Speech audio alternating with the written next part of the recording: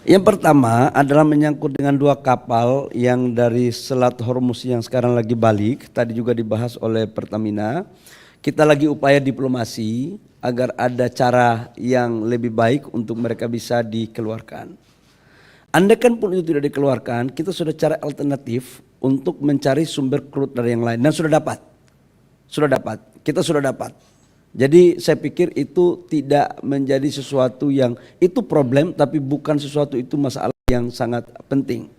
Yang kedua terkait dengan persoalan minyak kita yang 20 hari, sekarang 23 hari. Memang standar nasional kita, storage kita harus bangun storage dulu Pak. Kalau Bapak bikin 240 hari, makanya kita sekarang mau bangun storage untuk minimal 3 bulan. Kalau kita impor sebanyak itu, kita mau taruh di mana? Itu kira-kira problem kita. Dan ini terjadi bukan, kita tidak usah menyalahkan siapa-siapa, memang faktanya begitu negara kita. Dan kita harus perbaiki kan gitu. Nah yang ketiga adalah terkait dengan apa tadi yang ketiga? Protectionism, saya pikir begini ya, kita tidak melakukan impor sama sekali dari Thailand. Kita tidak melakukan impor dari Thailand. Untuk BBM-nya itu kita ambil dari Singapura sama Malaysia.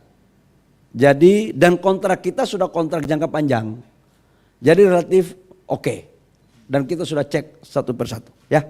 Gitu.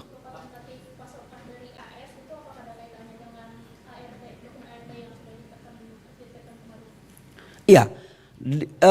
Dokumen ART yang kita tekan itu kan salah satu komitmen kita adalah kita membeli BBM, crude BBM dan LPG di Amerika kurang lebih sekitar 15 billion US dollar. Dan ini merupakan bagian yang telah kita, yang sekalipun sudah diputuskan untuk di pengadilan mereka untuk dianulir, tapi kan kita harus punya komitmen dong. Dan apalagi kalau harganya itu ekonomis dan win-win, ya kenapa tidak? Dan ini sudah kita lakukan komunikasi ya.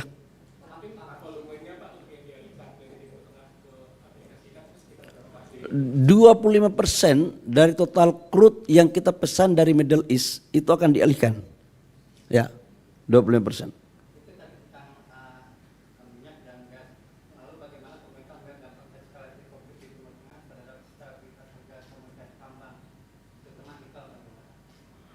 Ya, kalau menyangkut dengan harga itu kan dinamika pasar. Ya pasti akan terjadi dinamika naik turun ya. Tetapi kalau untuk nikel, sekali lagi ini penataan ya, makanya RKAB-nya betul-betul kita lakukan dengan hati-hati. Jangan sampai supply lebih besar daripada permintaan, itu pasti harga turun. Nah sekarang kita menjaga keseimbangan agar harganya naik. Harapan saya sebagai Menteri SDM adalah harga naik. Kalau harga naik, pengusahanya dapat untung, rakyatnya juga dapat yang di sekitar tambang itu kalau mereka bekerja sebagai kontraktor tambang. Yang ketiga negara bisa mendapatkan pajak yang baik, royalti yang baik. Itu idealnya ya. Oke saya pikir cukup.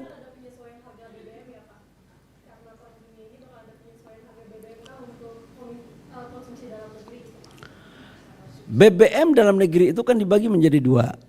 Ada harga yang disubsidi, ada harga yang diserahkan kepada pasar. Kalau harga yang disubsidi, yang bensin, pertalite, itu mau naik berapapun tetap harganya sama. Sebelum ada perubahan dari pemerintah. Tetapi kalau untuk non subsidi, artinya harga pasar, dia akan fluktuatif berdasarkan dinamika harga pasar yang ada, yang sudah terjadi sebelumnya. Kan itu kan sudah terjadi bukan baru sekarang kan.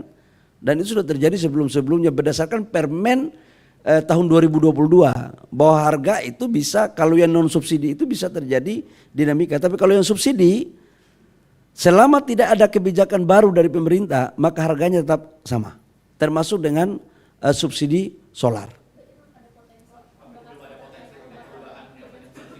Sampai dengan kami rapat tadi belum ada. Jadi aman-aman saja. Hari raya yang baik, puasa yang baik, insya Allah belum ada kenaikan harga BBM ya. Oke.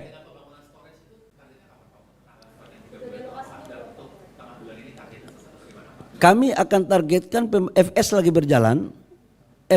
berjalan dan ditargetkan di tahun ini pembangunannya udah mulai dilakukan. Jangan tanya saya bulannya bulan apa ya. Lokasinya di daerah Sumatera. Ya, Sumateranya pun jangan tanya saya di kabupaten apa. Ya, oke. Saya pikir apa itu dek?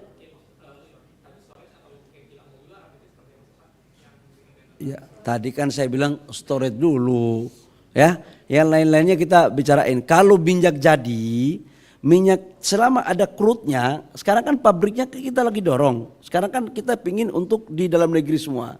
Sekarang solar sudah bisa kita bangun.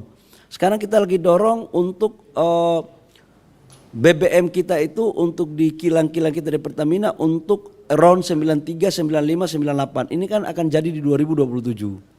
After juga kita akan dorong untuk bangun dalam negeri. Supaya ke depan yang kita impor itu tinggal crude-nya. Kalau crude-nya ada, itu tinggal kita punya kilang refinery kita yang akan bangun. Sehingga dia masuk in out. Karena itu kan untuk kebutuhan dalam negeri kita. Baik, teman-teman media semua.